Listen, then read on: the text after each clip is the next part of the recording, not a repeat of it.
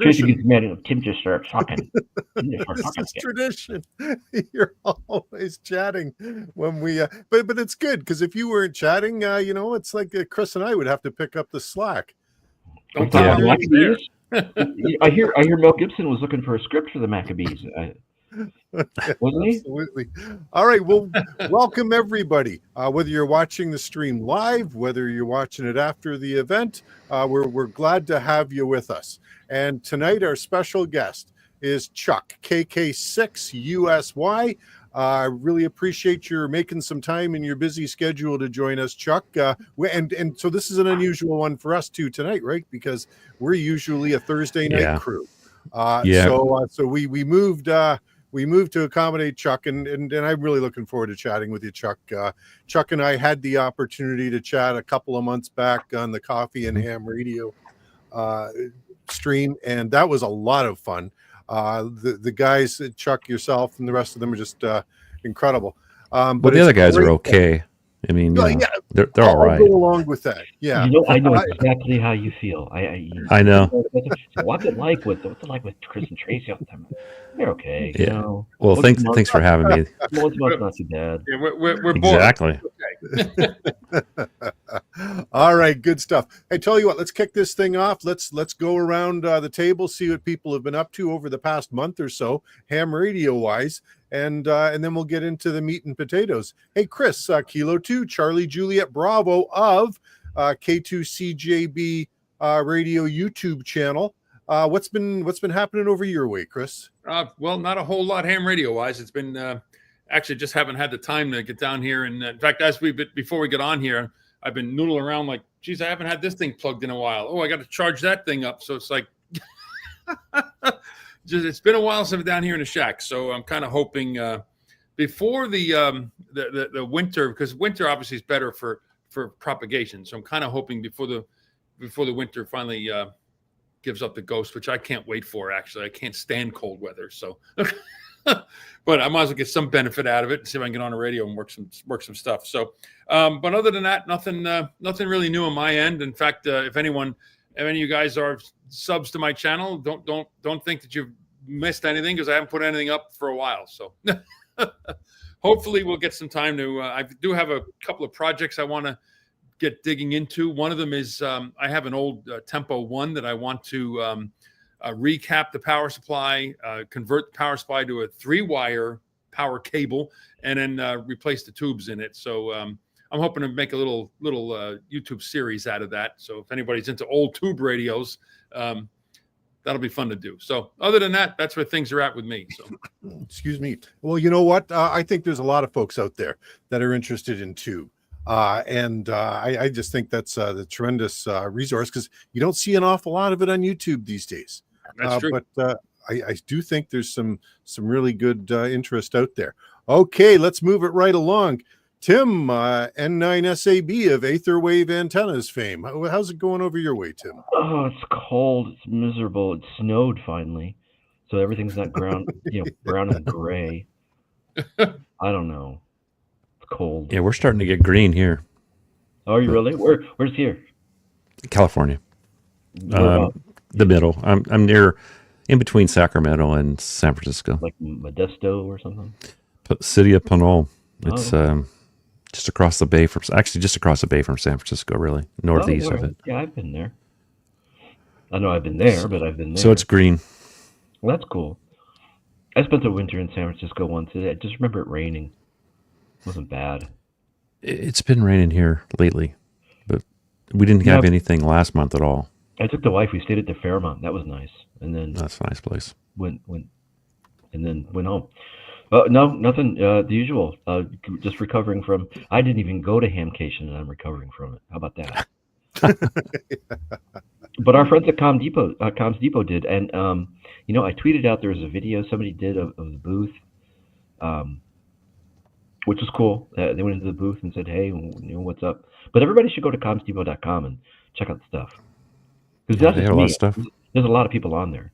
Can you dial it up? Are you? Yep. Give me a sec here, and you tell the people about it, and I'll get it going here, Tim. Oh, for sure. Well, okay. commsdepot.com. which is just a whole little marketplace of just ham radio stuff. And I know I'm there. There's another couple of guys there too. I know they've got a lot of parts and things. Help me out, Chuck, anytime. Who else they had? You know, I go to. I don't really remember. I remember your stuff because I thought somebody had copied you, and like I told you. Well, yeah, that's me. And I knew I was going to be talking to you this week, so try Ham Gear 3D, and then the Backyard Ham Shack guys. I know they're doing some. I know they had some guys selling bags and stuff. Nice. Yeah, so there's a lot of different stuff on there. I considered getting one of these actually. I really do like the screen protector. That's handy. That's handy. Is that for the 705? If I've ever had a problem, it's seeing the screen in the sunshine for sure. I printed one, but it doesn't do that. Mine just covers it, so it's kind of protected when it's packed up. That's why I put mine in a toolbox so I can like lower the lid if I needed to, and just have the screen. Out. Yeah, the color screens just kind of get washed out in the sun. Yes. Yeah, and there's a bunch of stuff on there. It's a lot of fun. I encourage people to go and check it out. The whole buy hams for hams thing. Okay, so sales are still okay? Still they're fine. Cranking them out? They're fine. All right, good stuff. All right, Chuck, before we get into the backstory, and I'm hoping we will, tell us about what past month, what have you been up to? You've been back from Hamcation. I saw a couple of your videos on that. So tell us about I've done in the last month I just went to Quartz Fest. I got back, unfortunately I got back a week late because my motorhome broke down for just the airline, but it took them 3 days to get it to the shop because it was over the weekend and stuff like that. And then we went to Hamcation down in Orlando. That was really nice. And I've been trying to, I'm kind of like Chris there. I haven't put out much in the last month or so. I've been really busy, but I got a couple things out this week. And I just shot a video yesterday. We're about ready to launch our Kronos. And it's basically our Poseidon with a beefed up toroid. So I'll show you the difference.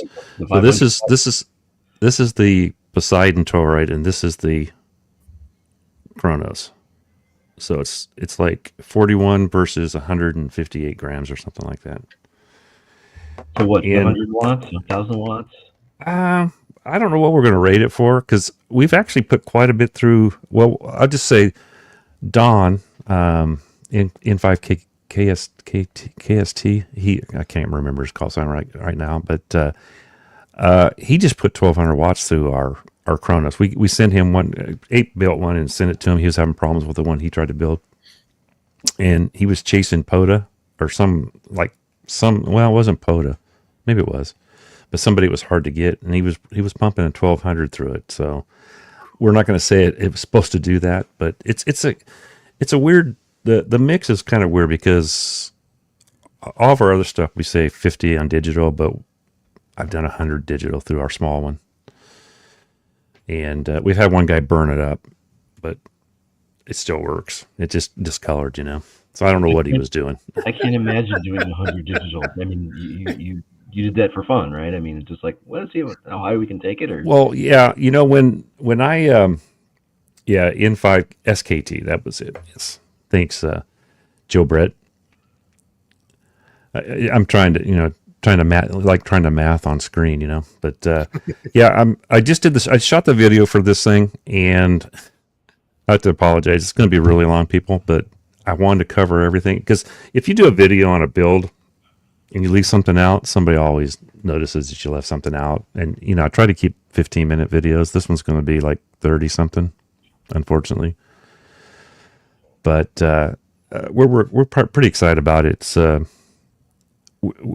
we didn't think that antenna was going to be as good as what it's basically a knockoff of a Robocop.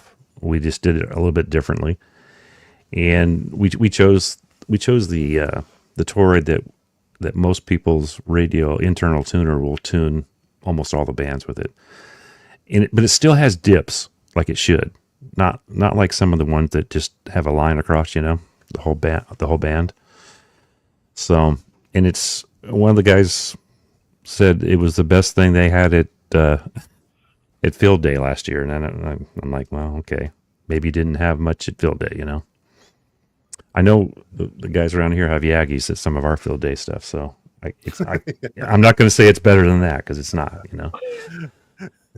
because I have Yaggies, I know how they work, but I've just been super, super busy. I'm trying to, I build our kits for antennas and all that stuff, and trying to keep up with the sales and stuff, and we've been pretty good about not running out. We ran out for a day, and then I got busy and made kits again. So it's nice when you run out and still have parts left over, though, and so you can make kits.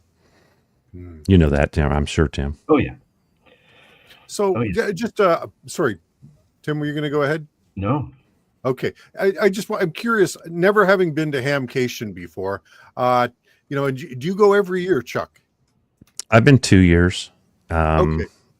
Our group has been 3 years. We do a POTA thing, the POTA event. I think you saw that video, and yep.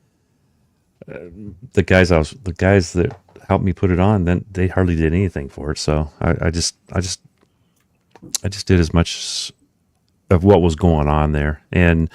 But Hamcation, the food this year seemed better. The guys were giving it really bad ratings for food, and then they're like, well, actually it wasn't bad this year. And I don't know if they got different vendors or they just found different vendors. Food's going to be expensive at those places, right? Yeah. Well, what do you get there? I mean, I can imagine corn dogs and hot pretzels and stuff. They had a guy making the sausage with grilled onions and bell peppers and stuff like that. That was pretty good. And they had a pork chop on a stick. Ooh. I don't think it compared to the pork chop sandwich at Dayton though, but close. Good stuff. Pork chop sandwich. Yeah. Just again, curiosity, because I've never been. Is it would you say it's like a thriving thing? Like you go to Dayton and the energy's everywhere. Hamcation, the same idea? It's not Dayton. They actually have it's a little bigger. Their flea market's probably bigger than Huntsville, but not near as big as you saw. I'm sure you saw Dayton. It's basically like a racetrack full, or a football field, and then other sections of flea market too. But pretty good. They have a nice little camp area where you can camp in the back of the fairgrounds there, and that's nice. That was nice. Some of the guys that we knew were camping back there. Ziggy, one of the guys that's on our show once in a while, his wife and his kids were back there, and they cooked us a pork butt or something. It was like really good. Smoked it for a few hours, and he took it out and just fell off the bone. It was really good. Wow. So that was probably better than the food that we were buying. No. But yeah, it's got all the major players. DX Engineering was there, but they just had a booth. They didn't really have their store there like they do at Dayton. They had their couple people there just basically letting people know about them more than anything else. Gigaparts was there, and HRO was there, I think. And then, Yaesu, ICOM, Kenwood. Kenwood's releasing a new radio. It's actually really nice. It's really nice looking. Who's the fellow from Tennessee? Who let's play this day. He has the video channel. K. K. Yeah. Thank you, Jason. Thank you. Yeah, he's got a video out there that pretty much walks the show. You can see, Yeah. Listen, I grew up the child of antique collectors. Okay, so I got dragged as a child to every antique show and flea market. You're done with flea markets, fair and all that other stuff. And all I ever wanted to know was, where's the cotton candy and the corn dogs? Really, if I never, corn dogs are a really good. Yeah, Jason KM4 ACK. You got to say it like Jason does. Corn dogs are always a good fallback if you can't find anything else at the fair or the flea market or whatever. Beef, I can imagine they'd be fine. Pork chop on a stick sounds great. But if I never Oh, see yeah, another, if I never see another flea market show thing, booth, county fair like that, as long as I live, it would be too soon for me. right. All right, good stuff. Let's it sounds like a good time. So the It is. Kenwood rig. Now It's beautiful. think I saw a video of you talking to the Kenwood guy. Could that be?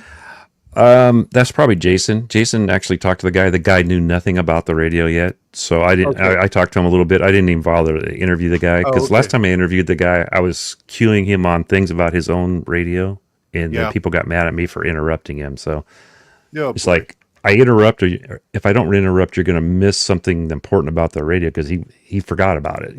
yeah, right. So now I just stand there and just have the mic for him, and I don't say anything. Hey, I got a question for you. So you did do a video where you're walking up and down the tailgate section. We lost Tim. Oh no!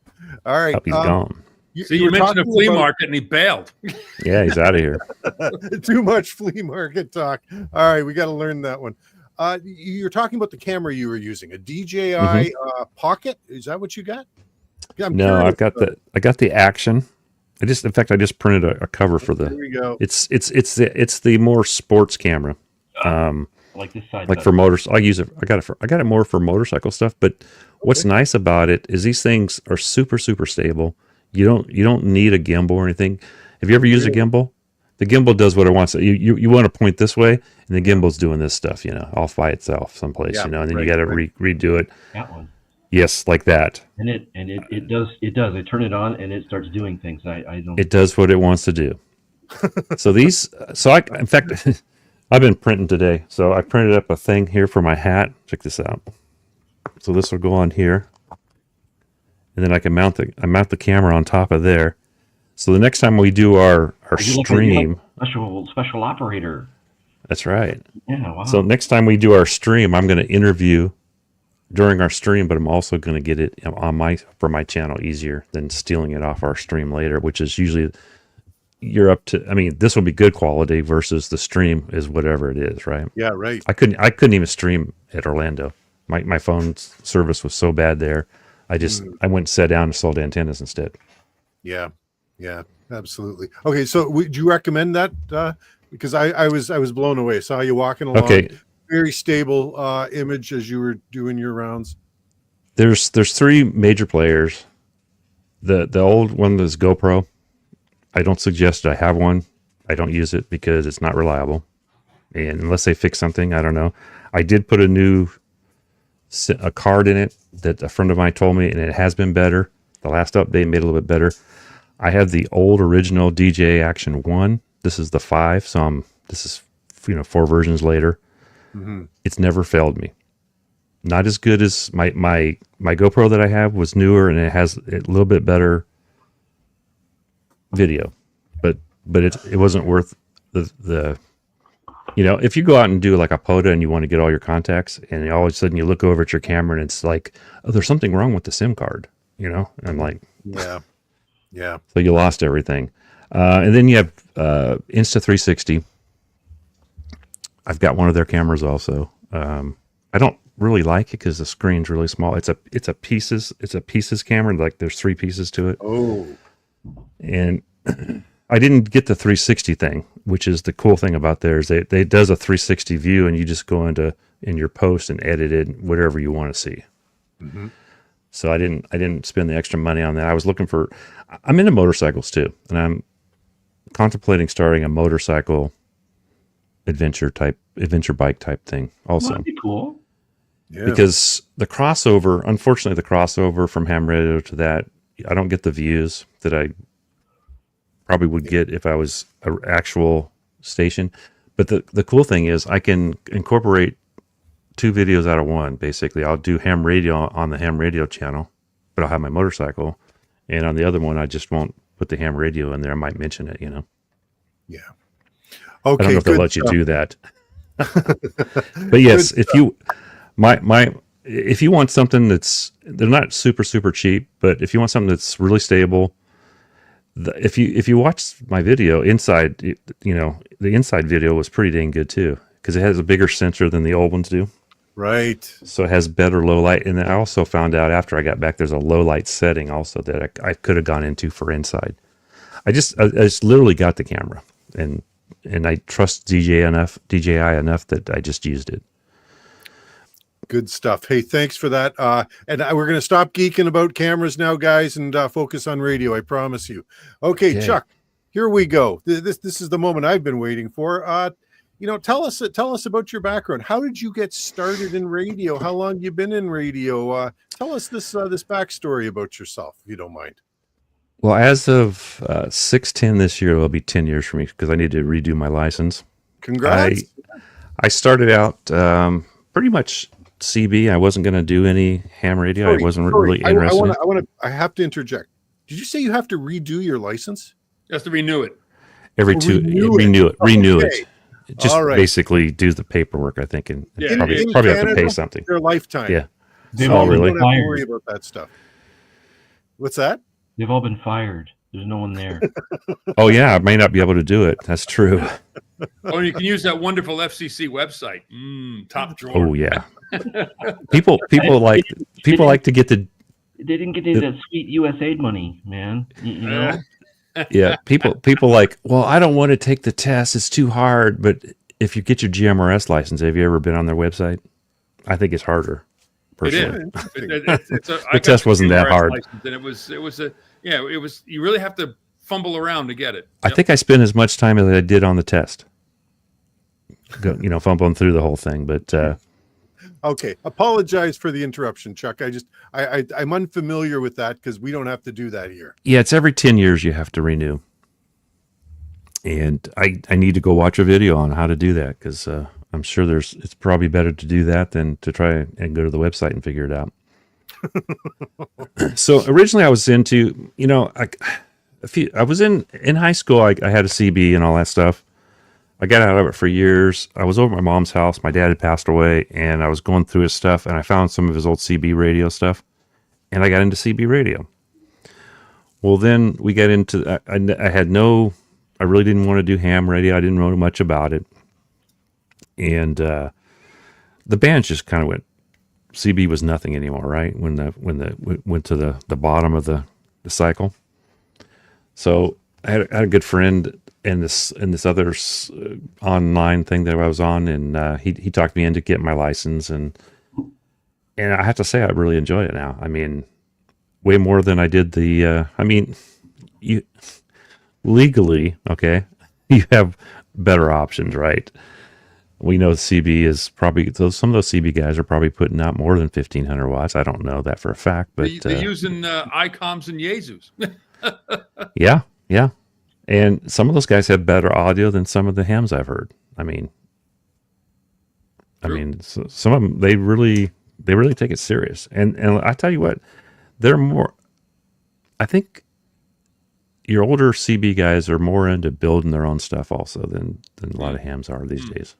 I would think. That's how I got into building antennas. I built Moxons. I had the Moxon Wizard. That was kind of a joke one time because I've built all these different Moxons. And a lot of hams poo-poo the Moxon. It's every bit as good as a hex beam, except for one thing. It's harder to get multiple bands on it. That's the only thing that it doesn't do as well. I never tried. I did a 6-meter Moxon once. Yeah, that's where I started with 6. In fact, I got some pictures I have to show. So I scrambled today, Tracy, to get some pictures up for you because I didn't know what I was doing, but I think it worked. If you got pictures to share, then I will. Have at it. I'll bring it up for now, and stop this then. I won't watch them yet, but let's see. There we go. Oh, you got me up there. Oh no, you don't either. Where am I? I lost you. Sorry. There you are. Oh. Well, let me move something so I can change. So, a little backstory. I was a carpenter at one time, and my buddy that I do a lot of stuff with, motorcycle ride and all kinds of stuff, he goes, "Hey, what do you know about building a well, I can't remember what it's called, but a yurt?" I go, "Nothing." I go, "But it can't be that hard, So we started building these yurts for this lady. Just something I had in my pictures that I thought might be interesting for people. People know. I mean, I put a 15-minute video out on the first one we did, building it from everything but the holes in the ground. Did you grill goat too while you're at it? We grill. Was there a grill in there in that picture? Do some herding. Dude, it was like we're out when we're doing this stuff. It's like we're out camping. Overrun the steps. My buddy brings his grill and we cook. And this is like I'm a builder. I'm like Tim. I love to build stuff, and I thought this was a funny picture because, do you know the two radios there? Is that an AI photo or what is that? No, this is That's a picture I took. It's a 991A and a 705, and look at the size difference. Oh, there's not much. No. Now there is about 5 inches or 6 inches of difference in the depth of it, but. Take it from the back. What does it look like from the back? I don't have another picture like that, but it's not as deep as the 991A. But it just, to me, it's like a QRP radio that's this big. I know Tracy had his 818 or 8 whatever it was, and to me, I don't know. I have it. That's my 7. Well, that's not my 705, but I have a 705. It's a nice radio. I like it. There's a few things I wish it did. And the new Yaesu coming out, they didn't do what I wanted them to do either. So okay, I'm a Yaesu guy.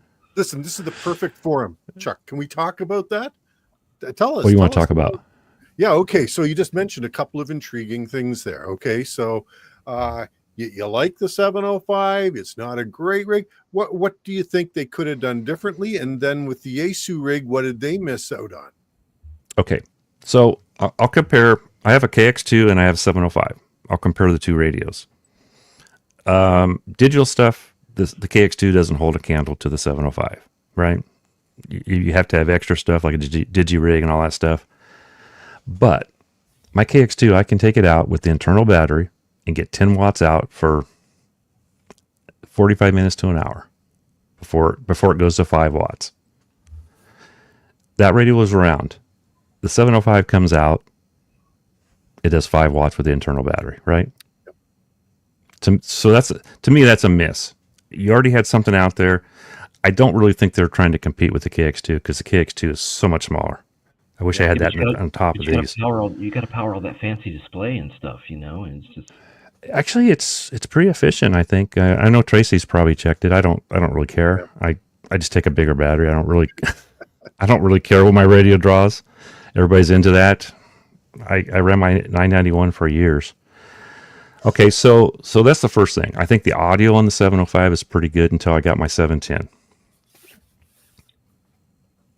Two different kinds of radios, so. Oh yeah, no, Yaesu does portable audio really, really well. That 705 though is really good. Yeah, that front firing speaker I think is a lot of it. Now, every radio that I ever had that had HF and 2 meter and 70 centimeter out had 2 antenna connectors. Yep. I'm with you. The only thing I never get wrong on the 705 is I never hook up the wrong one. But it would have been nice to have 2. Yes. That was a weird thing it's a small radio. I mean, well, it's not really small. It's not. You just made the point, right? And so here's the deal, right? I concur with you. There are a number of things, and let's call a spade a spade.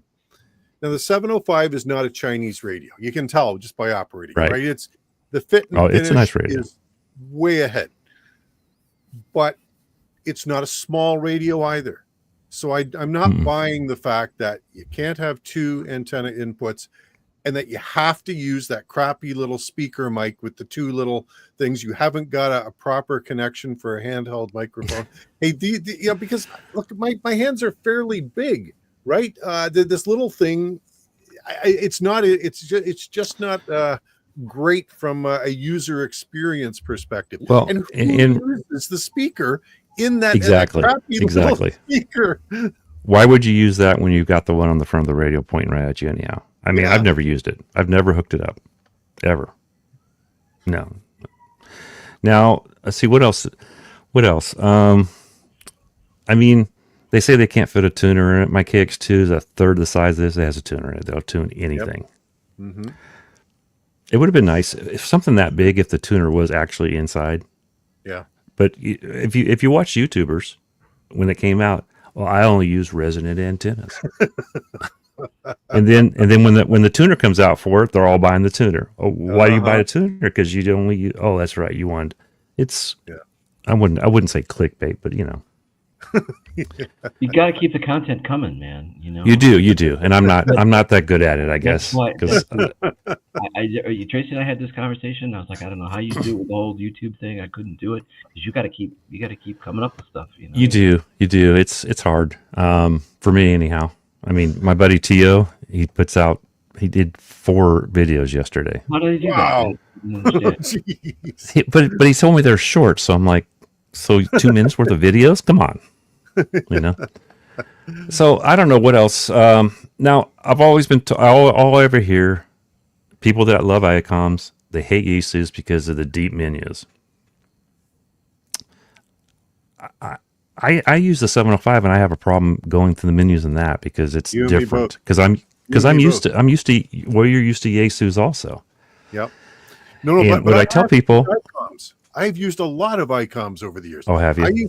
I used to have the ICOM 703, which in some respects, I mean, 20 years ago, the predecessor to the 705, right, built around the same form factor as the 706 Mark II-G. I actually owned a couple of those at different points. And those menus were not deep, but hellacious. You got 5 different menus. And you got to get into them a different way, and they're not logically grouped.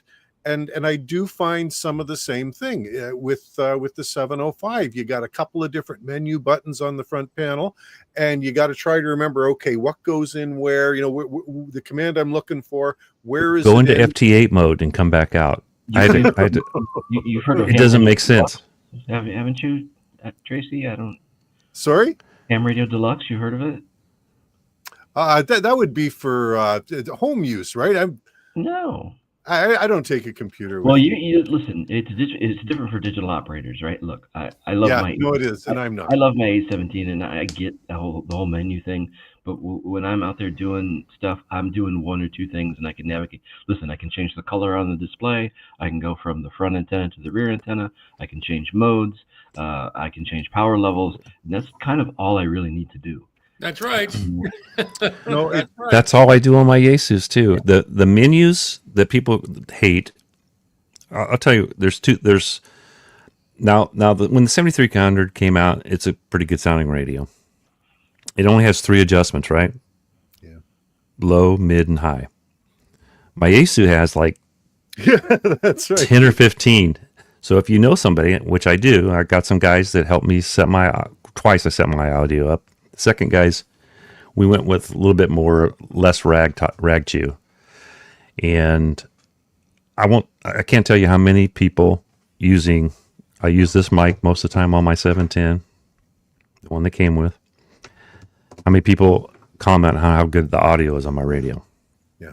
I never get that on my 705, but my 705 is not throwing 100 watts out, so I discount that a little bit anyhow. But for me, if you look at those 2 radios sitting there, they both have a quick menu, right? That's all I ever use once I set my radio up. And now when I set my radio up, I just go into one of my older Yaesus. I go through all the things. I set my audio, and then I'm done. And I'm like Tim. I set my power, and I don't hardly ever move that. Yep. You know. Here's the thing with these radios. It's like, especially if you're in the field. You want us to be sitting there at a park bench, farting around, looking, changing menus, adjusting this, changing that. Well, no, you want to get the radio set up, put an antenna up, and get on the air and operate, right? Right. Yeah, it's funny that's one of my pet peeves. One of my pet peeves are these HTs that are just as complicated to use. It's like that's a portable radio. So grab it and go. Yeah. So to me, the ICOM is to me like the ICOM people is to Yaesu. I don't understand. None of the radios use the same terminology for most. I mean, for certain things that I need help with. But I like it. I mean, I think ICOM makes a great radio. I think Yaesu makes a great radio, and maybe someday Kimball will get back in the business. I don't know. That'd be nice. That'd be really nice. And I just like to make this point, and just so people don't misunderstand me, there's no such thing as a perfect radio. No. I've used dozens of them over the course of my ham radio career, which is 30 plus years. They've all got their drawbacks, but they're still wonderful little devices. The 705, the 991A, the 818, the 817s, right across the board. I've had fun with all of them. And isn't that really what it's all about? It is. I mean, I don't know, my first radio is a TS 430S. And I'll tell you right now, there was a guy looking at a 440S at the show. And I go, buy a 710 or buy a 7300. I go, that might be your last radio. Yeah, absolutely. But I guarantee if you buy that 430, which is a good radio, it's not going to be your last radio. But I only spent $100 on mine, from a friend, and it, as Chris said, it did do CB also. Not that I ever did, but you know what I mean. Yeah. So this is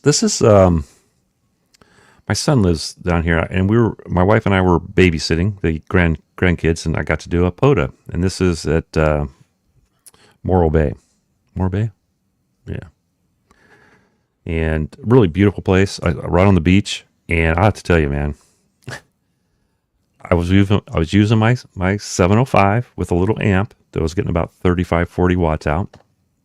First call for POTA, and I guess somebody comes back to me on my first call, and I say in the thing, I go, this never happens. And I had a pilot from there on. So I was using a dipole. I've got this dipole that I'm working on. It's the thing that's a little different is how you wind it up and stuff. It's kind of a novelty type thing, but beautiful place to do a POTA. I mean, I'm sitting there and people are, some people, they actually acted like they really were interested in what I was doing. Nobody asked me if I was fishing this time. Because usually if you have a mast up near the water, even if you're not near the water, they ask you if you're fishing, right? But just a beautiful place. Now this is for an HT. I found this. It's for the Yaesu FT5 and 3. It's a mount for my motorcycle. Back to the yurt again. This is the trailer I take for camping. This is my, as you can see, this is where, well, actually right there, we're looking at a tuner. And then also that's a Tokyo High Power, something 450. It's about 400 watts out. Wow. I think that might be my 857. And I don't really know what that thing on the right is. It looks like it's a speaker. It's a speaker. Yeah, it's for music. So I had this is my trailer. It's got, where the Harley Davidson thing is, there's a bathroom in there with I have a shower set up in it and a porta potty. So pretty nice little thing. When my wife doesn't go, this is what I take sometimes, because I've got a little diesel heater in it. It's better than the heater. More efficient than the heater in my motorhome. So like Tim, I like to build antennas. This is, I have another picture of this. This is for a hex beam. I built my own buddy, or Chucky. They call it the Chucky hex.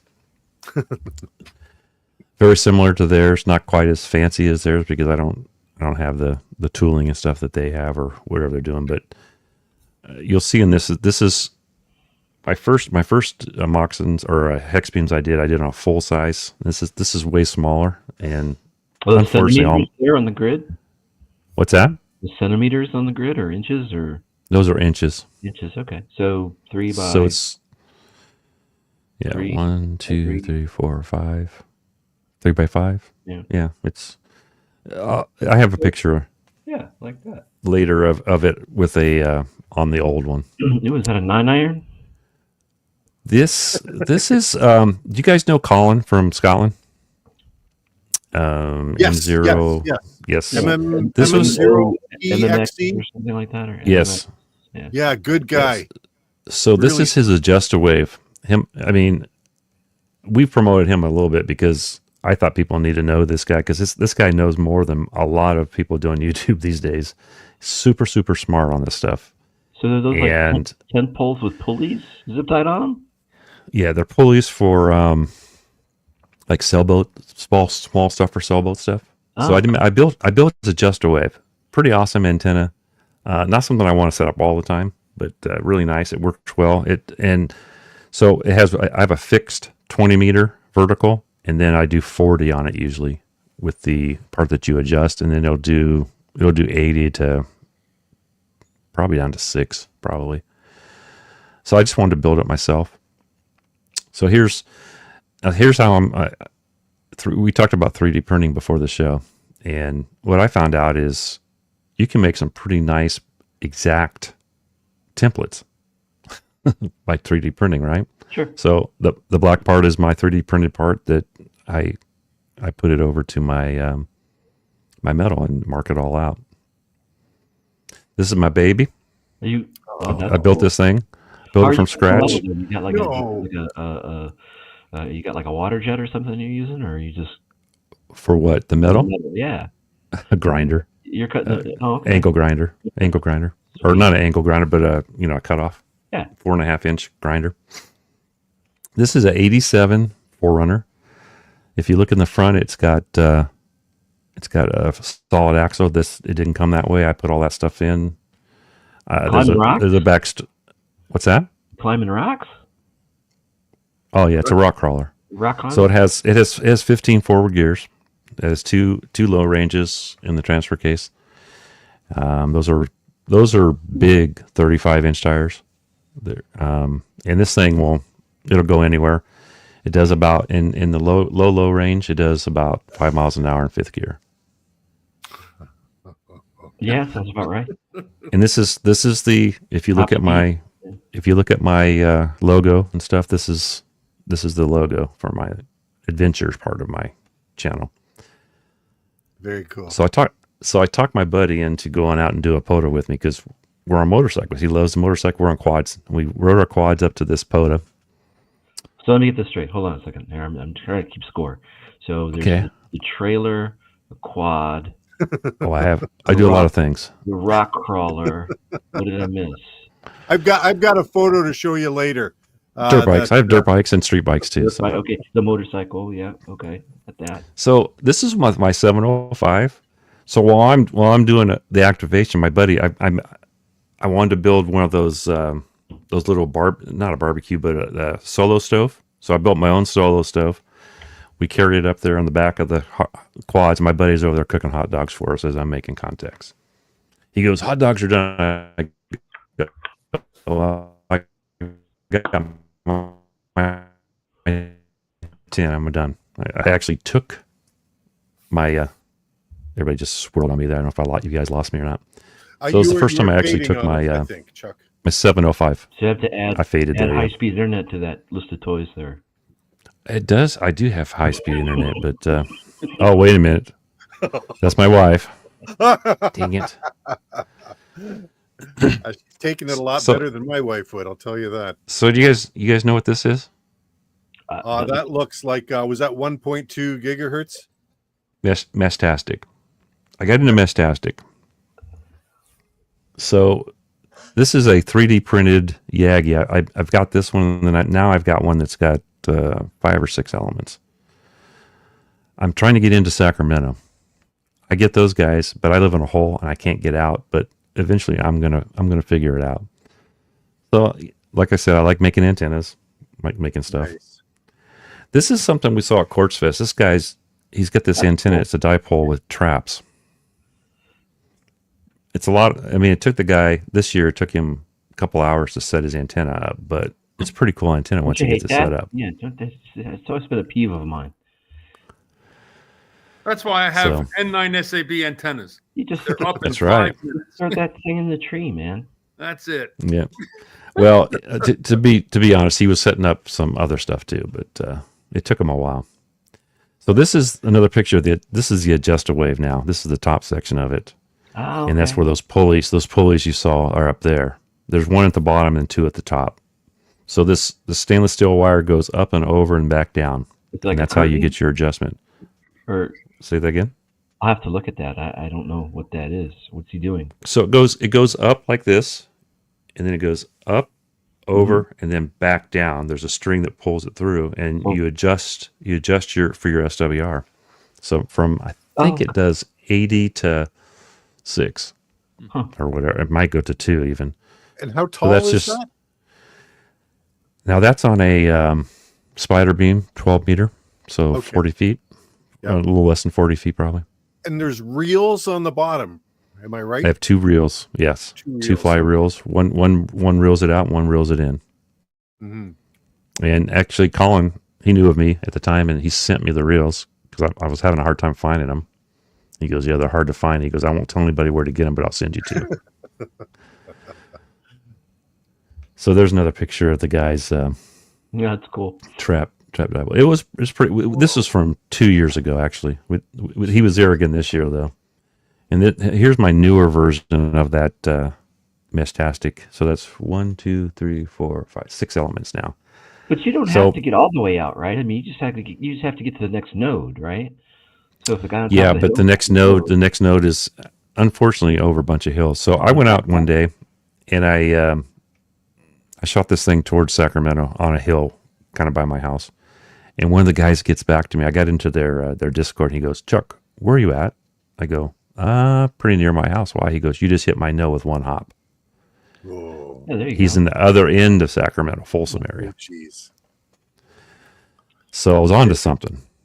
Yeah. And I didn't invent this. I found a guy that he gave me out. What's really what I was saying in your CAD system, you can make things pretty exact, right? Yeah. So he gave all. What's cool is it was a foreign guy, so it was all metric, Canada or wherever. So I just count how many centimeters I had to go for each, or millimeters I had to go for each element. It came out perfect. The thing is like 1:1, 1.2 to 1 or something like that. Yeah. Someday I'll do Actually- Mestastic. I think it's so cool. It is cool. So here's another picture. The world blows up first, though, before I get into it. Yeah. So this is another picture of that Collins antenna. I don't. Oh, that in the background is my. We could put a sail on that thing. Yeah, it's pretty cool. It's really close to another commercial antenna. There's another picture of that. So this is going to bring up bad things because this is our Moxon that we're supposed to sell and we never have. And my wife will probably chime in here again. But I designed all this up on CAD and it works. It's pretty nice. Okay. Just, if I could interrupt for a second, Todd says metric because 10-base math works. He's right. And that's yeah, we were when I was in school. We were supposed to go to it within a couple of years, and that was all very true. A couple of years ago. Except for when it doesn't, and the English system, the American system, allows you to take much finer measurements. That's true. Yeah. So that when you really need precision, I don't think counting nanometers is practical. But that's just my opinion. Yeah. So this is. I want to say Yosemite. It's not Yosemite. It's You take that with a drone, or would you? No, this is just. This is my camera. I think this is just my phone. Where's your jet ski? Yeah, just jump it. Where's your Zodiac boat? So this is Yellowstone. So we do every year or two. We do a YouTubers camp out, and this year it was Yellowstone. My wife goes, "Well, I'm going with you this time." She goes, "You're not going to Yellowstone without me." And we had a good time up there. And it was nice. It was nice having her. And she cooked dinner for everybody one night. And it was nice. The campground was so. But so here we go. No. How about that? No. No. Okay. So this is one of my first version of a cubicle quad for 2 meters, and I took it out. I was out one night just trying to make some contacts.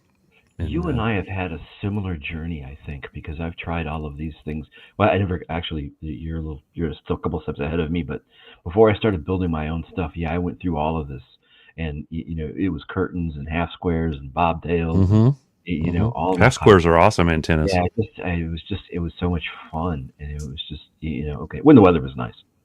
Yeah. So this is my 6 meter hex beam that I made. When I used to do an intro, it was on my intro because it was turning. If you look right at the kind of thick white thing right below it is a 12-volt rotor it was a friend of mine came up with it, and I just came up with a better way, an easier way to make it. You guys, I don't know if you know the Green Mountain Maniac. Steve, he's in back east someplace. The one I did, I just had to go upstairs and go outside and turn it. Yeah. Well, I got tired of that one time because it was in the backside of my trailer and I had to go walk a lot of walking, and you couldn't hear the radio, So I just he put this out, and I found an easy way to make it. So, Oh, that's pretty. we went through the rage of people wanting to use fishing reels for infeds, Is that still and going on? Or is that over yet? there's a guy that makes them. He makes a pretty nice one, but I heard some people that were using it. It's not a real reel, and it's printed, and it only lasts for so long, I guess. What did they use? Did they use like those? There's like a fly. Because I saw one that a guy like deconstructed a tape measure, and somebody else was using like a fly fishing reel or something for it. Yeah, this is an actual fly fishing reel here, so you probably won't ever wear this one out. A little pricey. I just though, made isn't it. I just printed up something. Huh? It was $15. Oh, wow. It's a cheap. It's not, and we're not talking the one I fly fish with. I was gonna say, fly That one's fishing. a little more expensive. I wouldn't hack it up. But I just had a little like, oh, I want to build this, so I built one. This is our Kronos. That's one I built yesterday. That video, by the way, will probably be out in the next couple of days. I'm kind of coordinated with sales. So my buddy Ape wanted to build a doublet. It took me about 15 minutes. I designed this up. It's fairly basic. I mean, I'm actually trying to redo it a little nicer. So here we go with this is my Chucky Hex, the base of it. That's a work of art. That's beautiful. And like I said, I use just a grinder with a cutoff wheel on it. It came out pretty good. I've used a lot. You guys used to watch Orange County Choppers. You ever watch those guys? Yep. If those guys could use that kind of stuff, everybody else can too. Yeah. So, and then this is I was like, well, I want to redesign my Moxon now. So this is my little Moxon setup. And it's made to, I have a mast that has a 1/2-inch threaded top on it, which is kind of cool because now you can just thread stuff into the top of the mast. We actually talked to the guy about selling his mast for him and drop shipping it for us because it's really nice. It's heavier duty than most. You know how the Spider Beam 12 is, how heavy duty that is. It's at least that heavy duty and probably a little bit heavier duty. Nice. So K6ARK came up with his little microphone. His is like a third the size of this, but it was too small for what I wanted. So I want to make one this is for my KX2. This one's empty, but someplace else I have another picture of it. And this is just another picture of that when I was building it. That's so slick. So I have a doublet and then I have these. So 2 meter on top, 7 element. I built actually that's not even everything there. There's one more antenna now. And this is a 6 meter LFA. You guys know what LFA? I forget what the LFA part stands for. It's supposed to be quiet. This is the driven unit. And it's supposed to be quiet because it's closed off pretty much. Mm-hmm. So it looks like a little Moxon up there. And now I have a TA30. It's not exactly low power though. That's low power? No, that's not low power. Yeah. Well, what's the height on that tower? For me, 6 meters, 100 watts is all I have right now, unfortunately. But that got me to South Carolina last year. Yeah, when it's open. So 40 feet to there and then it's got a 16 feet above. So the 2 meters, 56 feet. Right. And it's terrible, unfortunately, here because I live in a valley. Yeah. I have a TA33 on the bottom of it that I picked up for really cheap, used, and I put like about $100 into it, and that's a Mosley TA33. Yep. It's 3 elements. It's 10, 15, and 20. It's awesome antenna. Very well built. I have the TA33 Junior. I've had it for years. Great antenna. Yeah, awesome. This thing's my antenna's probably from the 70s. Yeah, it'll last you forever. I've got the Mosley 2 meter beam. It's awesome. Yeah, Mosley stuff's really nice. You don't hear. I mean, actually, to tell you the truth, when I'm out and on 20 meter at night talking all over the United States and stuff, usually when I talk to somebody else, they're on a Mosley also. It seems like. So here's the difference. Well, this is to a Yaesu, but the mic for that KX2 is not much smaller than that Yaesu mic. So, and that's so. It'll actually. As to how many antennas are around this house, Don't this is an important comment that needs to be addressed. Well, see, my wife has to announce. Oh my gosh. When she comes downstairs, she's got to tell me she's coming because she'll trip over the wires and stuff that I got laying around all over the place. Now, I don't know if she's talking about in the air or on the ground too. I would imagine because there's a big difference. Yeah, the ones that are on the ground don't count, right? My wife came out of the laundry room once and clotheslined into one of these things that I had straight up. And it was just, oh boy. This is just a shot of the that Yagi for the Mistastic. That's awesome. So 1.38 to 1. Holy smokes. There was a question earlier from Philip, KA4KOE, about feed line losses for Meshtastic. My line's like 6 inches of 318 or less than a foot. So I'm sure there is some. It's Bluetooth, right? To the you've got the antenna. Well, it's Bluetooth. And then you've got the unit, right? And then you the Bluetooth to me, yes. So that little box hanging off the pole underneath the antenna is actually your Meshtastic unit. Yeah, that's the one I take out portable. There is some loss, I'm sure, because it's such a high frequency, but I mean, you're not. And when you buy, you have to use the LMR for 6 inches, so. Right. Well, it's really hard to use big stuff to do stuff like that. Yeah. So I'm sure there is some losses, but hey, I got 140 miles on it. So that's good. That's just another picture of the little microphone I built. This is hard to tell what it is, but if you see, this is 2 pieces of aluminum. This is my feed line now for my my hex beam. So I printed this thing out. I'll probably reprint this because my new printer prints so much better. But the spacing is there's a formula for the spacing, and Colin was nice enough to run the numbers for me and tell me what I needed. So that's what I built. I really haven't tried it since I built it, unfortunately. This is Morro Bay. This is the big rock. That's a SOTA, but no kidding. Nobody's ever done it. Or I think it's just a SOTA. How would you get up there? There's a trail. I think there's a trail. Oh, really? It looks like you'd almost have to rope it up there, but I guess if there's a trail, hey. So the cardboard is a full size hex beam, and this is what I cut it down to. So there's a difference in the size of if you're buying one for your house, the small one works just fine for what I'm doing. And I wouldn't mind building these, but I just don't have the space to do it right now.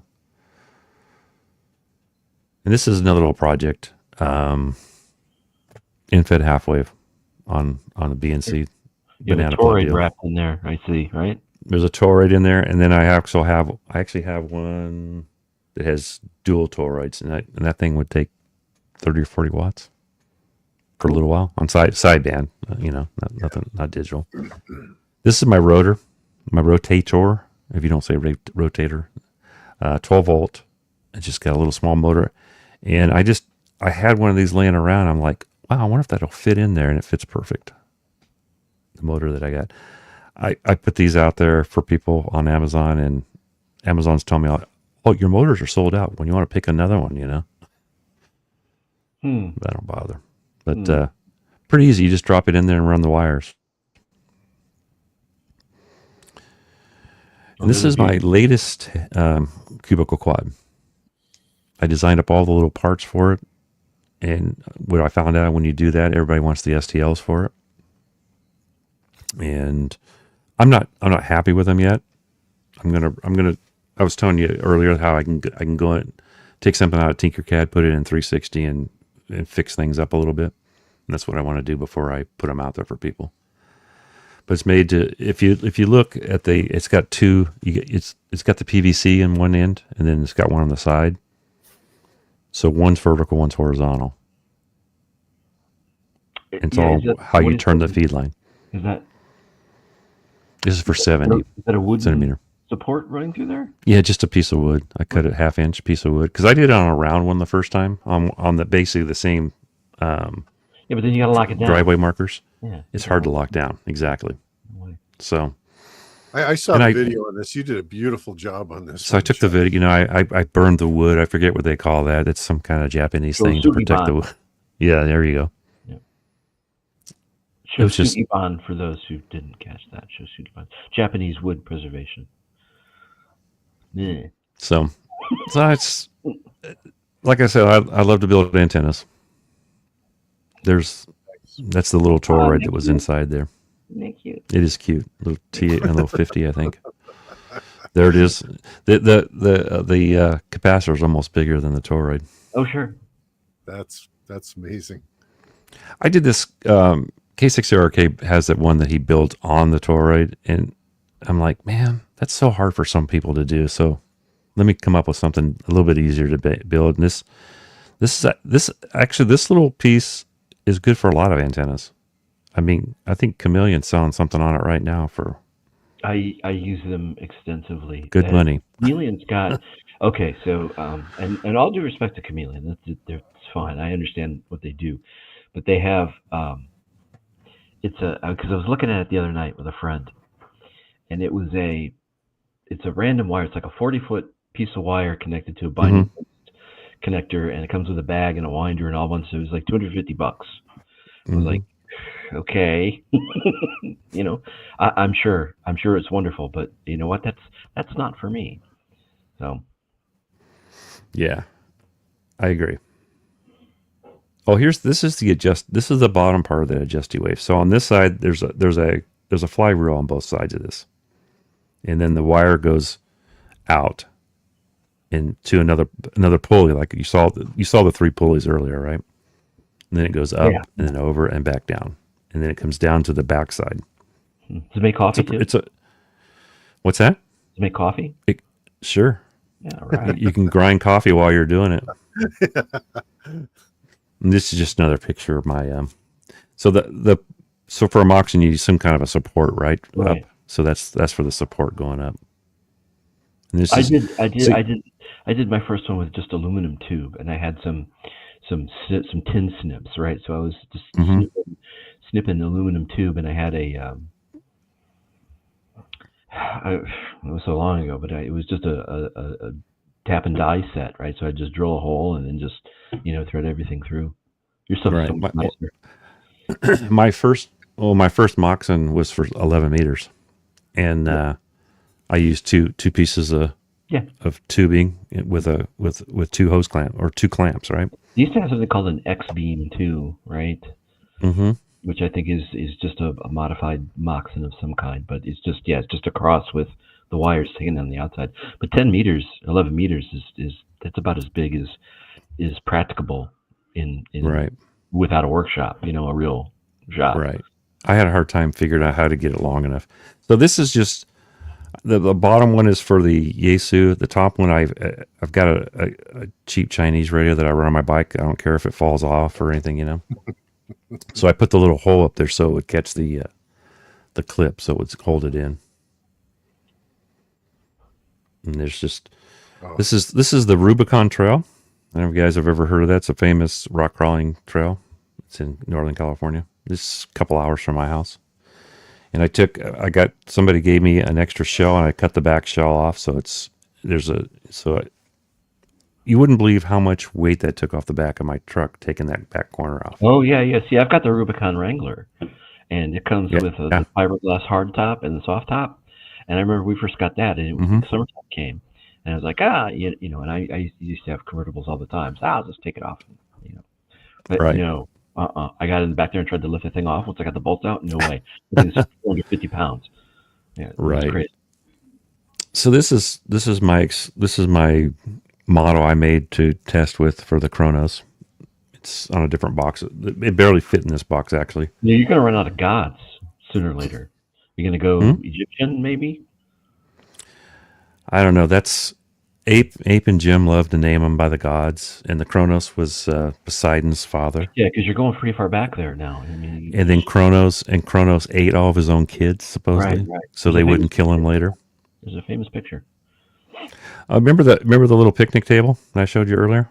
This is fold up. How it folds up. It folds up. Nice. This is a Boy Scouts thing. Sweet. It's a Boy Scouts build, and some guy, we were up camping, rock crawling, and some guy had these things, and I go, oh, those are cool. And he told me about it, and I looked it up later. Like I said, I love to build stuff. So you're always looking for a way to put your mast up. This is, I found these are fishing pole holders, and they will fit. It fits this is the SOTA beams carbon 6, and then the new one from Gigaparts, the POTA 20 will fit in there. It has 2 spikes. I don't know if I have a good picture of it.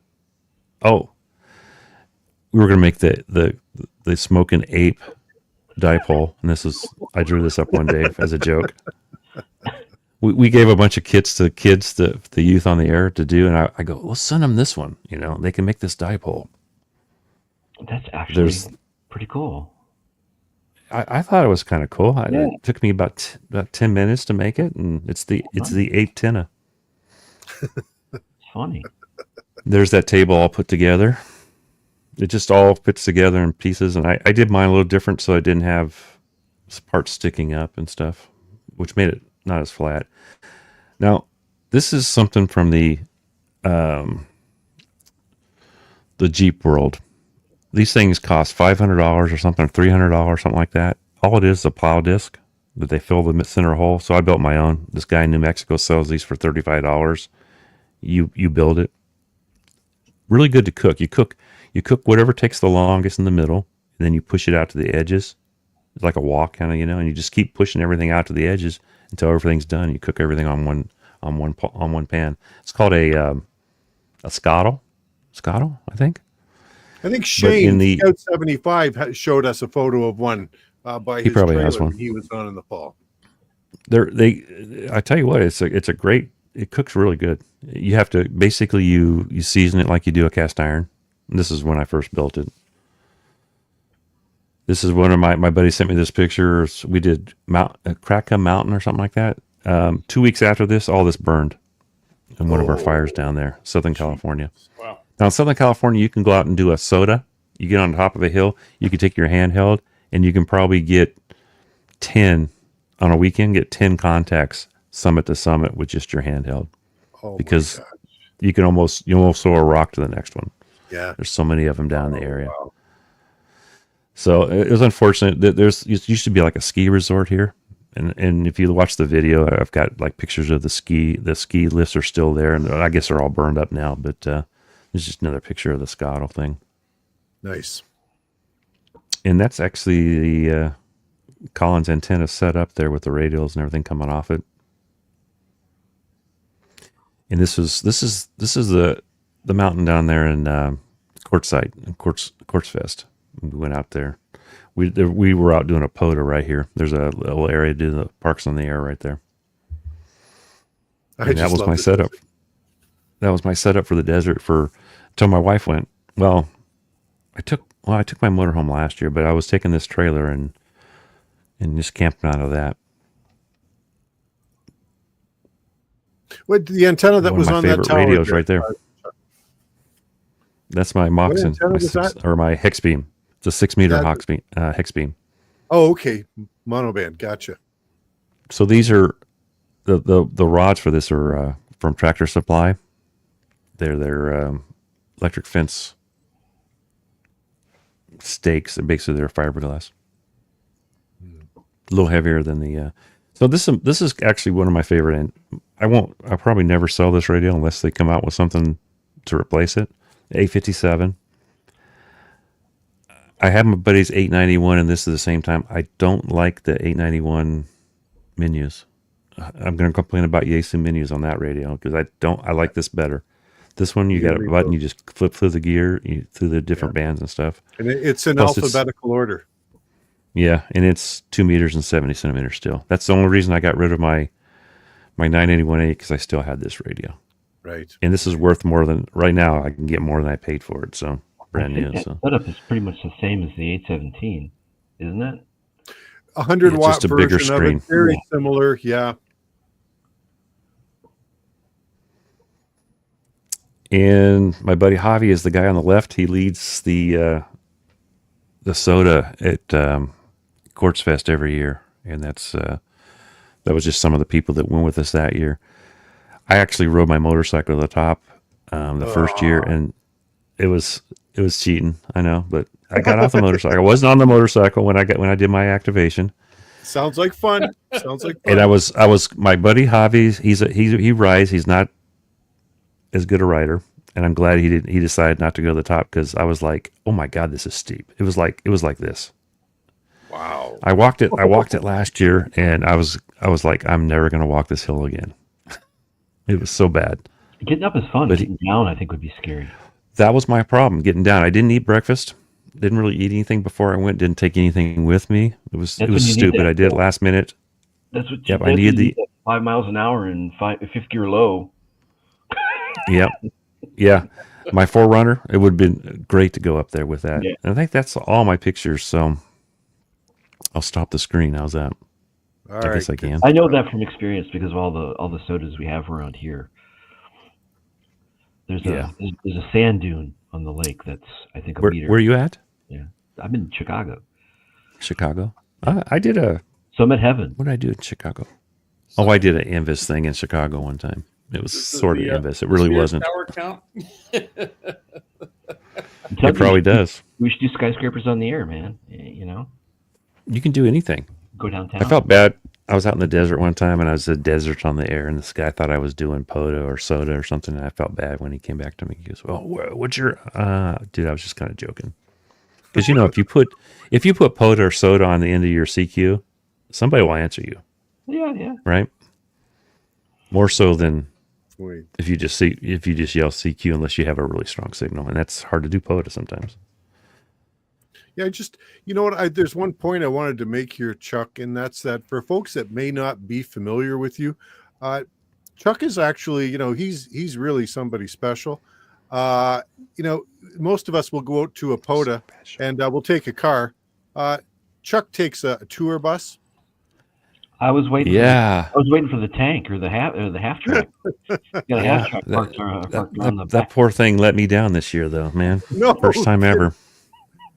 But it's fixed now. It's fixed. So that's your RV? Yeah, it's actually way older than it looks. Oh, I had it wrapped. It looks beautiful. I had it wrapped. It was half the price of painting it. Yeah, it didn't look anything.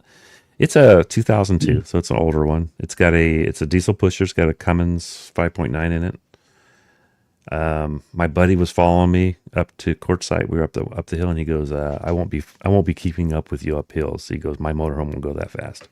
I was passing motorhomes at 70, pulling that trailer. That trailer's heavy. It's a car trailer, box trailer.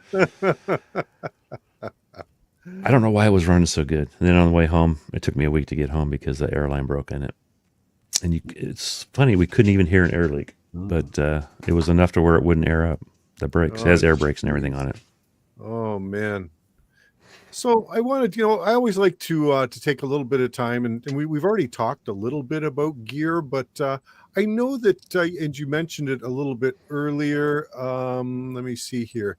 So the 991A. Now you've got a soft spot in your heart for that rig, don't you? I do. A lot of people talk bad about it. In Europe, they love that radio. In the U.S., it was so-so. It's still as far as I'm concerned, if you're looking for a shack in the box, anything new, it's probably the best one out there. People argue with the 7100, but 7100 doesn't have the nice screen, doesn't have a tuner in it. Yep. And it's to me the function of this was easier to me than a 7100.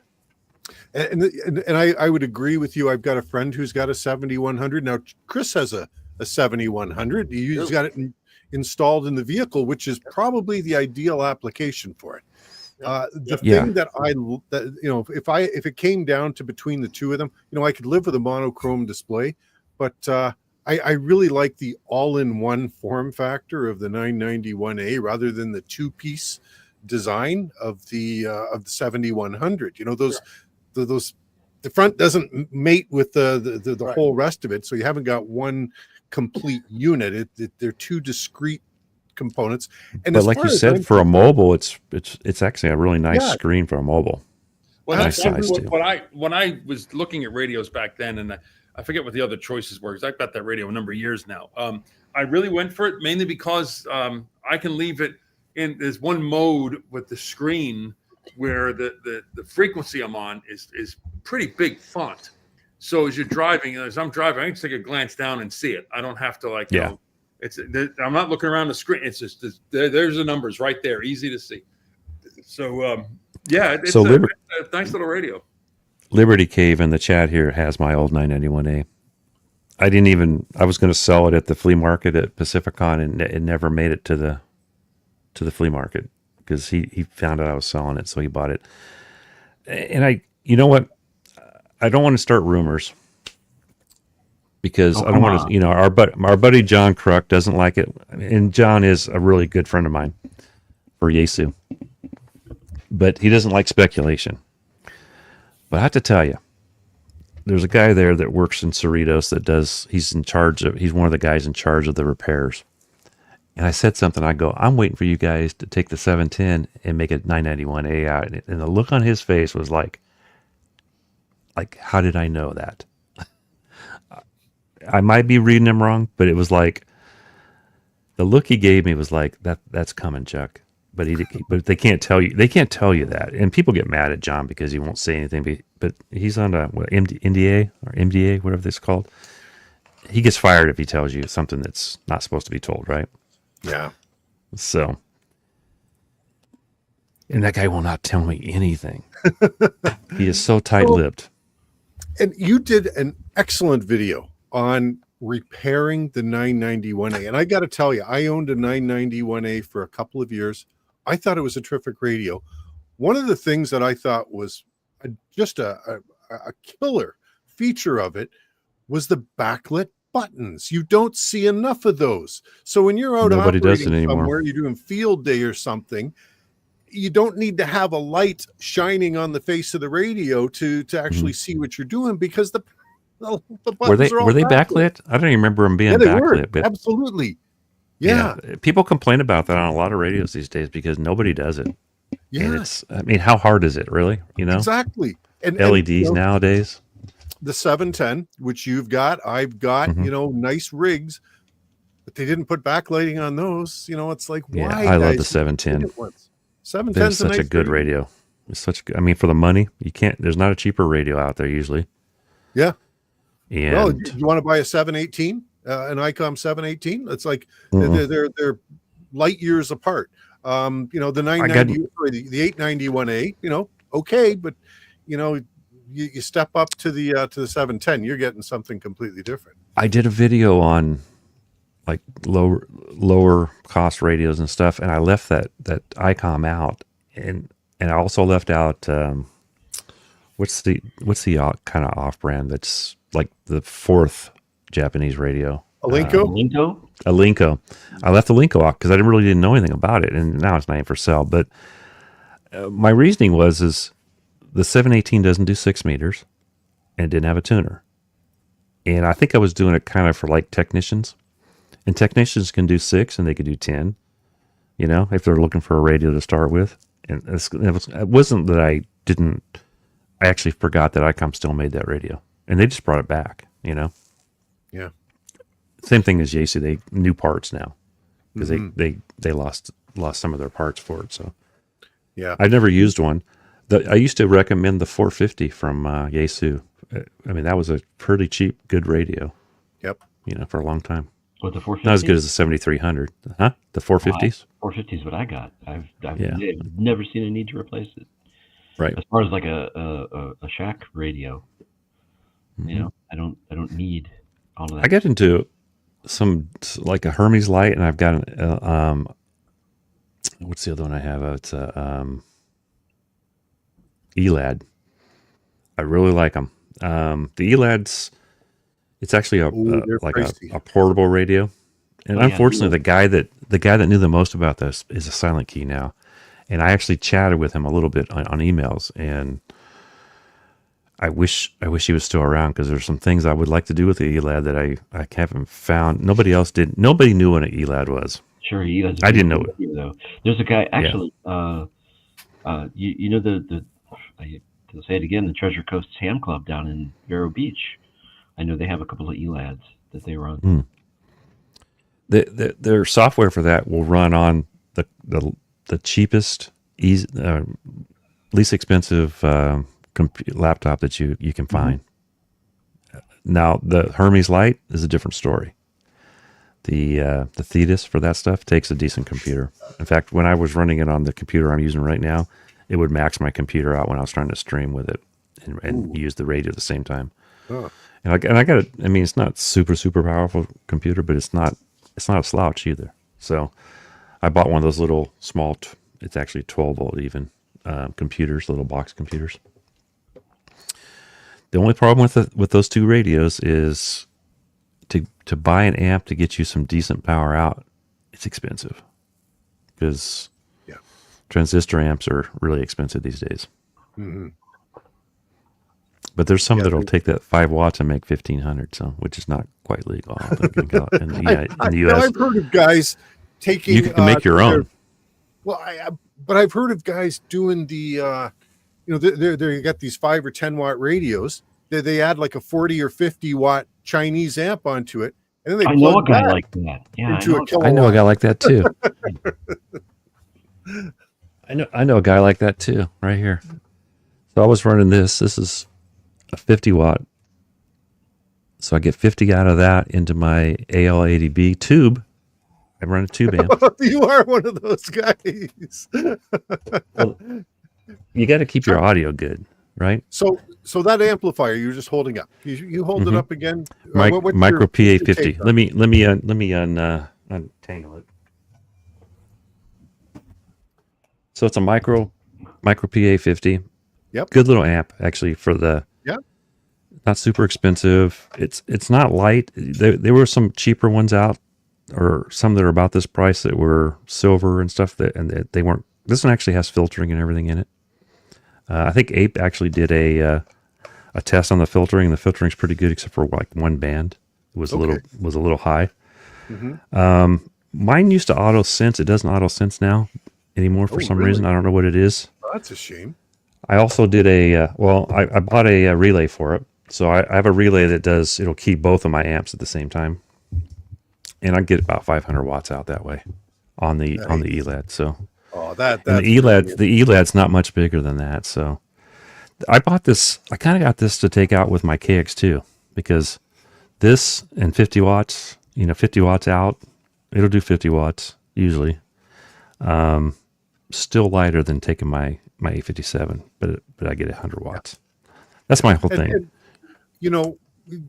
I guess a lot of people don't realize this, but what's the difference between 50 watts and 100 watts at the receiving end? Virtually nothing. Probably not much. Yeah. That's right. See, I think 20 watts is a good QRP radio if you want to do a little more than QRP. Like the what's the one that's the G90 does 20 watts. Mm-hmm. Mm-hmm. Yeah. And I'll tell you what, man, you won't know how many times I told John Crook, I go, you need to tell those guys over in Japan, you guys put 20 watts in that thing and you will sell the crap out of them. Yeah, it's true. They will anyhow, right? The 705 has no problems. It's 10 watts. So, but same thing with them. They only went five with the power on it also. So I can't complain about the ICOM too much. Okay, so the ASU hits the market later this year. Mm-hmm. Number 705 has a very loyal following, right? There's that built-in 7300 user market, and they've all gone to a 705. But now you got two on the market. You got the shiny new one, which is the ASU, and then you've got the 705, which is the tried and true. And one thing you can say about the 705s, I haven't heard of any of them being problematic. Like it's a very solid design. They've proven to be reliable. What do you think is going to happen? Do you think the market's going to shift one way or the other? I think it'll be like the 7300 versus 710. Basically, the same radio from different companies. The 710s, I think, it has probably a little bit better sound. Taking the noise and stuff out. Probably, but if you own a 7300, I wouldn't sell a 7300 to buy one, probably. Yeah. And the nice thing is, like the 7300 and the 705, basically the same radio, right? As far as how you, if you already know how to use one, the other one's easy. It wasn't easy for me because I'm a Yaesu person mainly, but Right. Like I said, I do like my 705. It's a good radio. I can't complain about it. Just there were some things I would have liked to seen differently. Mm-hmm. I actually had a video. So you ever heard of Fat Tire, the beer? Sure. Yep. So I had a box. It was a Fat Tire box. I cut it down in the size of a 705, and I never did the video. I wish I had of. I was going to pull my KX2. This is the size of a 705. Let me show you what goes inside the box, though. I was going to pull my KX2 out. I was going to pull my antennas, a couple antennas out, the microphones, all of it packed inside that little box because it was so big. I was super amped when that radio came out, and then I started reading the specs. I'm like, well, what kind of QRP radio is like this big, you know? I think it's a QRP radio for POTA or something to me. Yeah. I mean, I'm not going to carry it. I have something else I'll carry on a hill in a backpack for 2 or 3 miles, you know? I mean, I went up my buddy Javi and I did a SOTA 3 miles each way in the snow up to your knees. Wow. Unfortunately, we were post holing it all the way up, and both of us thought the other one wanted to go. So neither one of us would quit. That's right. I thought it was going to kill me on the way down. I'm like, I'm eating ice because I didn't take enough water, you know, kind of saying. Yeah. And he's like a little camel. He still had half a bottle of water left. I'm like, well, yeah, I'll take it. Jeez. You know? Good stuff. Well, we're 1.5, almost 1.5 hours into this thing. Chuck, are there any other topics you wanted to address while you're on with us? No, like I said, I scrambled today just to get something for some pictures for you, and I found out how to do it real easy. It was way easier than I thought. I didn't think Apple and Google would talk to each other, but they do. Well, I'm all Apple over here. So they managed to do it somehow. Yeah. Between themselves. I really appreciate you having me on, though. This is great. I've been wanting to meet Tim for a while, and you're in Chicago, so I go to Chicago every once in a while. Oh, The outskirts of Chicago. Whereabouts? I'll have my wife. She'll put it in the chat here. It's her brother. Her I'm brother in the, lives. well, I'm in the northern suburbs, so I'm about there. I don't. Hopefully, she 30 puts it minutes up. She probably remembers where it is. What? Uh-oh. Sugar Grove. That sound familiar? A little bit west. Actually, next time you're out there, you'll be a hop, skip, and a jump from Remington. So, Oh no, perfect. you'll get to see what I'm talking about. Yeah. Yeah, Sugar Grove is just I don't know, 20 minutes west, 30 minutes west, Yeah. something like that. So I was talking about the SOTA and walking it. Liberty Cave. He walked with me. He was in way better shape. I unfortunately the last few times I've done stuff like that, I've been sick just prior to going, and not for just like a week. It's like for 6 weeks or something. I had COVID, I think, before I went there. I think I had COVID before they actually thought COVID was here the first time. So it was possible. and I think it's Electromatic. Is that Philip? It's Philip. Yeah, it's Philip. Yep. That's Yeah, Philip. K4 One L, KOE. one L, KOE. Philip, yeah. Huh? 1L, Philip. Yes. Yeah, I saw he said he sent me something on Delta Loop. I was playing with Delta Loop for a while, and he gave me some good info on that. So, Yeah. although it's way bigger than I want, he said it's kind of big for portable. I reached the same conclusion. I mean, the 40-meter Delta Loop is just, I mean, I'm sorry, it's just too big. It worked wonderfully, right? But now we're getting into, you know, having the tension bottom lines and stake here and put this there, and it's just like, no. Mm-hmm. Yeah. But Well, 20 we tried. 20 meter works. I tried it with our Poseidon setup, and that's a doable, but I wasn't real happy with how it performed. So it worked better as a vertical.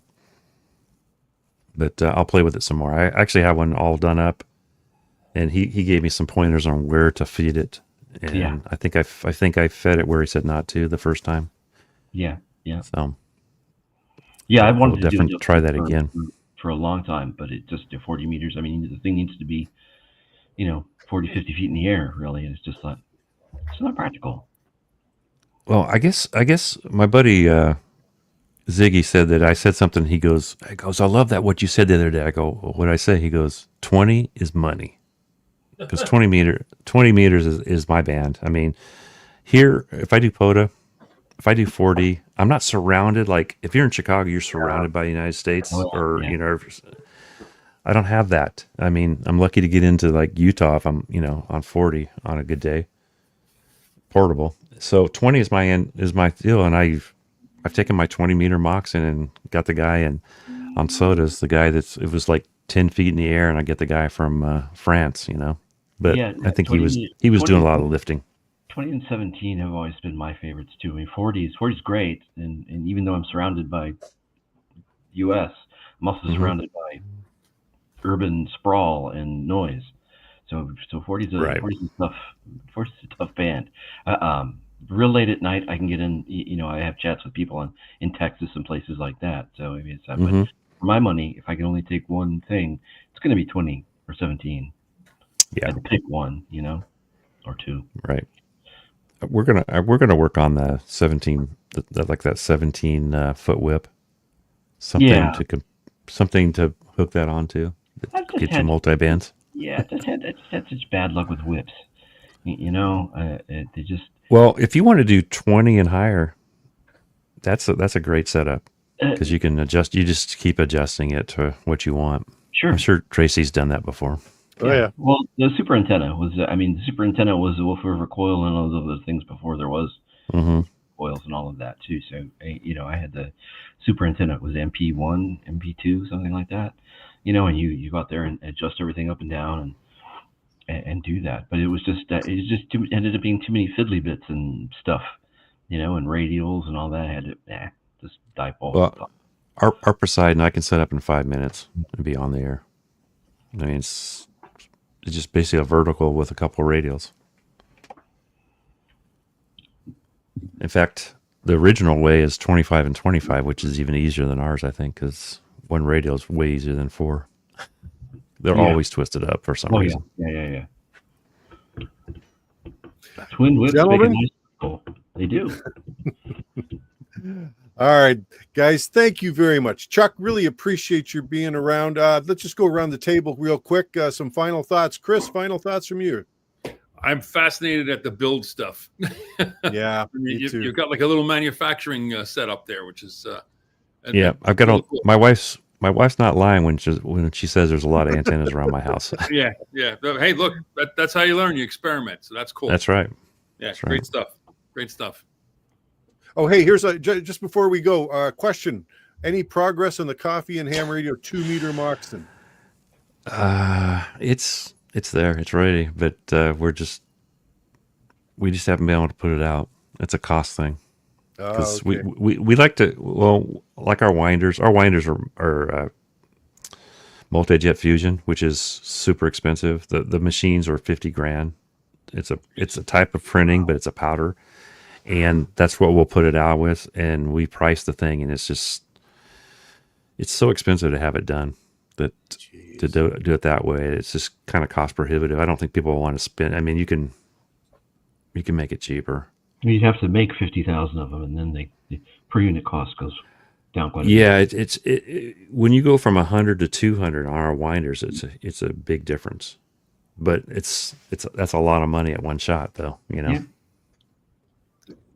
So all right, it's there. I mean, you saw it. It's made. It's just not out. That's all. Chuck, any last words from yourself before we pull the plug on this thing? And we'll get to you, Tim. This was fun. I really appreciate you guys having me on the show, and something different for me. I watched you guys before, and Tim is one of the guys I wanted to meet.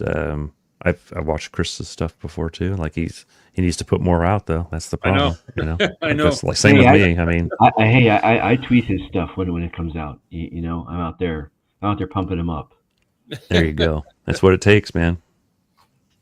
Yeah, well, Chris has been like up to his eyeballs and stuff, but hopefully starting now, Chris, right, with the doctorate stuff. I look at him. He can't sit still for a stream. I know. The doctor. It's like I'm sitting here. I'm like, crap. I got to take care of this too. and Tracy is one of the guys that I latched on to early on when I got into doing stuff. He's been doing stuff. His fault that I'm doing Tracy does. He does the same stuff I like to do too. And I watched all of his mass things when he hooked that thing up to his pole. The OG portable operator. I'm going to send Tracy a bill for all the gear I've purchased because he got. There you go. Mhm. It's his fault. It's Yeah. his fault. Exactly. Hey, he just did one, right? Didn't he? You just did one on battery life. Batteries, Yep. yeah. Battery life. Yep. So this time of year, we've had 2 feet of snow in the past week. 2 feet of snow. Oh my God. I can't get out. So the only option is to do an in-studio, an in-house video. You hear that? You hear that? so- He can't get out. You can't get out. He can get out. He can out. Tim, OAT. Can't get out. Tim, last words from yourself, sir, before we Well, I gotta plug. do after this. I gotta go update my toy list. I'm seriously toy deficient. I only You have. need to make some more antennas now. I've got it, but I need a. Buy a motorcycle. I need a. Yeah. No, a helicopter. I got a top. Oh, helicopter. I'm a one-upper. I need a helicopter. I think I could fly an helicopter. Yeah, Just a little bit of practice. I did. I might crash it though. I did when I was in the army, right? And it was fun until they started like going up too high. And when you're up too high in a helicopter, you really know that you're up too high. Oh. Yeah. There's There's no pressurized cabin or nothing, How right? high are we? It was like, well, we're at 6,000 feet. I'm like, oh, because there's nothing. It's all. So you've been to Colorado, right? Oh God. What's that? 10,000. We're 11,000 feet up there. I got nauseous. Yeah, like 14ers, right? Don't they call it 14. Maybe it's 14. Yeah. It's my buddy's wife says I was in the bathroom with my head between my legs, just trying to get my head back. Oh yeah, it was rough. You can definitely feel it. But I gotta, so I got no rocks to climb. So what else can I do? All right. Good stuff. Maybe Thank you, Chuck. Thanks for joining us. It's been a Thank you. pleasure. Maybe if we get a chance, we can link up at Dayton. If you don't mind staying connected for a few minutes after the stream. Sure. We always debrief. And Chris, Tim, fantastic job as always, guys.